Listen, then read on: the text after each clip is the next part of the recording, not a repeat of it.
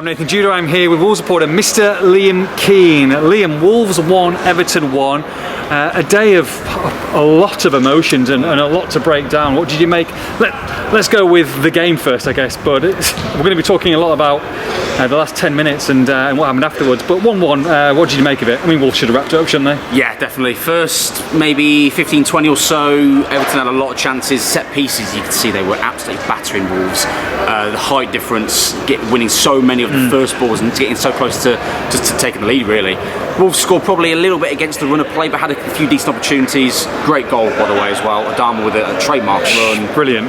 Good effort on goal to force Pickford into the save, and then Hwang in the perfect place at the perfect time to get the goal. Smart moving in from right to left as well, with the injury that Everton had, and he just took advantage, didn't he? I know he was on a booking, but fantastic run and shot. And Hwang, I mean, how many tap-ins is he going to get? I know, 4 goals this season, 3 in the Premier League, and all 3 of them have been tap-ins in the Premier League. But nice moment though. Started today, vintage Adama. I can't criticise Hwang for them not being worldy goals either. No, he's in the right place, right time.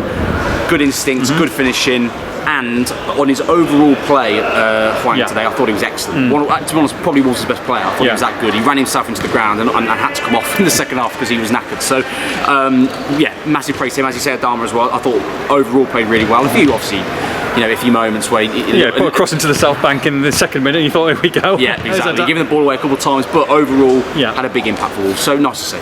Look, second half, and really, Wolves, I mean, Everton did not look like a side who needed points. Wolves were coasting the game. They were in control, really, from that, like I said, that 20th minute all the way through to the end. And as is the case, you don't get that second goal, and that happened at in the 99th minute, was it, Mina? Well, it was technically the 99th minute, but someone did mention to me, I need to have a look back, someone did mention to me that it was into the 12th minute of added time by the time so the referee was a little bit loose with the watch. Yes, there were stoppages, I can understand, it is a minimum 9 minutes, but yeah, I think it went on a bit longer than usual, but either way, you've still got to defend, you've still got to stop the goal from going in. A long deep cross comes in, Bentley gets under it a little bit, gets beaten to the ball, headed back across, and Mina's in the right place at the right time, as was Hwang for Wolves' goal. Rewind 7 or 8 minutes or so, and there was an incident. Well, let's talk about Ruben Neves for coming off first. Ruben Neves came off, amazing reception, and we'll talk about that afterwards with the lap of honour. Raul Jimenez on the bench today. I think every one of this crowd thought that we're going to see him at some point. 1 substitute comes on, 2 substitutes, 3 substitutes. Raul Jimenez is waiting to come on, and June Lopetegui calls 2 more, and that's it. 5 substitutes used up. Raul Jimenez, devastated. You could see it. Walked to the bench, threw his warm-up jacket in the direction of June Lopetegui, clapped the fans, and walked down the tunnel. Both me and you.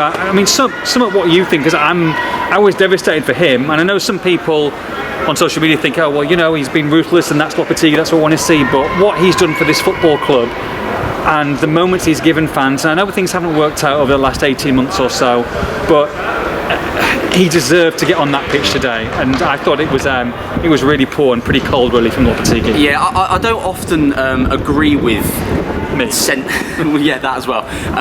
Sentiment in football, to an extent, it's maybe a little bit in between, a bit of a balance between the two. I can appreciate that. I don't think you should go all out and start all of these players, which Lopetegui obviously didn't do. No. But you've also got to have some respect. And I thought it was a big mistake. Really, really poor. I thought the way that Lopetegui handled it today was a mistake.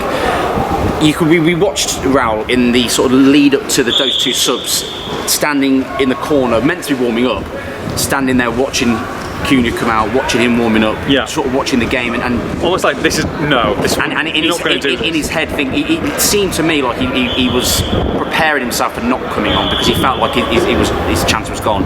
He walks over, I think, right, he's coming on here, takes the jacket off, throws it. Cunha and Boubacar Traoré coming on there, the last 2 subs. I'm genuinely shocked. Yes, I understand that he shouldn't have reacted that way, unprofessional to react that way, but I can't really blame him. I don't think anyone else would have done it much differently. Lopetegui should have done it, and he admitted after the game in the press conference that he made a mistake and that he should have brought the player on. This is a player that almost died playing for Wolves. It sounds dramatic, but it's true. This is a player that was one of the best strikers in Europe for the first couple of seasons at this club. And yes, as you say, it didn't work out in the last 18 months or so. Had problems with Mexico and not playing for Wolves early this season. Mistakes that he made as well. But he absolutely should have come on today. It was a big error. I mean, we're going to have to move on to it, and we'll discuss it, I'm sure, in the podcast here on Thursday. But you don't want the last memory at Moutinho with his partner Daniela walking around in tears. Now, of course, that's tears of emotion as well, but tears as well because of how that's finished. And I'm just shocked, really. I'm just shocked and really disappointing. And like you say, Lopetigi's spoken about it, and I think he regrets that. But that won't make a lot of difference to Raul Jimenez. And look, it's not the last game of the season today. I think we'll probably see him at Arsenal. We saw him at Manchester United, but it's not the same. And I felt like, not just for Raul Jimenez, but for the fans to say thank you as well. See Senor belting out, with Wolves in control in a 1-0 win, safe in the table.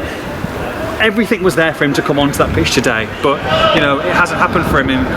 Another one afterwards is João Moutinho, who I think a lot of people were expecting to see today, whether he was going to come on, and some very interesting words from Lopetegui in the press conference.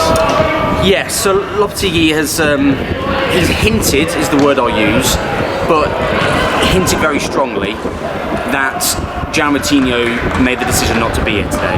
Not only to not play, but to not be in the stadium, not to be here at all. Wasn't here to come on, wasn't here to watch the game, wasn't here to come on for the lap of appreciation at the end. Was not here, period. Now, in terms of the football side of things, for him, his contract's coming to an end. He's very likely to be leaving Wolves in the summer, and probably wants to continue playing somewhere. I think he wants to continue playing. He's probably got an opportunity to go get some good money somewhere else. Doesn't want to get injured, and wants to play elsewhere next season. I can understand that. I don't agree with it, but I can understand it. What I can't understand is not actually being here, wanting to be here. Now, I'm sure the player might have his own side as well. Maybe it's not as clear cut as Lopetegui's making out. It's important to mention that. But taking it on face value, him not wanting to be here, or wanting it maybe is irrelevant, but not being here, period, I think is disappointing from him. He's been a massive player at this club. The fans were chanting his name all throughout the game. Banners pre-game with his face on it. His face as well as other players, Raul and Neves included. So to not be here, playing regardless, but to not be here at all, I think is quite poor. So I'm going to disagree with you slightly on that. You said that you can kind of half understand it, that they didn't want to play today. I'm sorry. I can understand but not agree with it. I can understand why. I can't understand it. I wouldn't do it myself.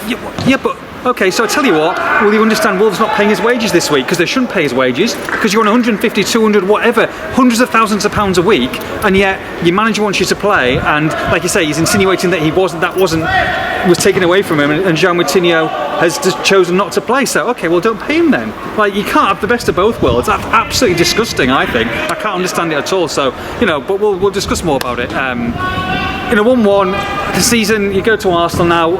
6 changes today. You think that a lot of the players who started the game are going to be here next season, bar Ruben Neves. Look, a fantastic reception for him, and I'm sure he'll probably lead the team out, you'd have thought, against Arsenal. Yeah, that would be a surprise if he wasn't involved, because it is expected to be his last game in the Wolves shirt. Look, Barca are obviously very interested. He's pushing to try and go. They're not pushing to the extent where he's trying to force a way out of Wolves, because he's always been very respectful for Wolves. But he obviously wants to go and play Champions League football at a massive club, and he's deserved that. I'd rather him go to Barcelona than be in the Premier League. To be honest. Absolutely agree. So it's clear that's what the direction is. Whether it happens or not, obviously it was meant to happen last summer, didn't. Yeah. So we'll wait and see. It's clearly what the direction is, as I say, and he had a massive moment today in coming off. I was pleased that he had that moment coming off, not just playing the full 90, and was able to take a moment to have that appreciation. He had hugs from Adama and from Nunez and other players as he was walking off the pitch. He looked emotional, came back on for the lap of appreciation as well, and soaked it all in. And I think it was important for him to have that, because he's been an absolutely unbelievable player for this club. Amazing. And he deserves that. Amazing. Look, they go to Arsenal next week. What do you want to see? A win. That'd be nice. It'd be nice. To be honest, the sentiment now, with it being an away game, I think is not really a conversation to be had. I think it matters very little. Jimenez, as we've already mentioned, may get a chance now at Arsenal, but Lopetegui may feel bad and may give him that, but I don't think it matters that much. No. Look, if he scores, that's a bit different. Yeah, if he has a big input in the game, but I don't think sentiment comes into it. I think Lopetegui now probably plays the best team, probably reverts back some of the players that he gave a chance today. So Sarr may come back in for Bentley, Kilman back in for Collins. Those kind of decisions. I think he plays his strongest team to win the game. The problem is, they've been very conservative away from home, so I'm not expecting a thrilling game from a Wolves point of view, but I hope I'm wrong. Yeah, emotional afternoon at Molineux. Wolves 1, Everton 1. For all the post-match reaction, make sure you log on to expressingstar.com.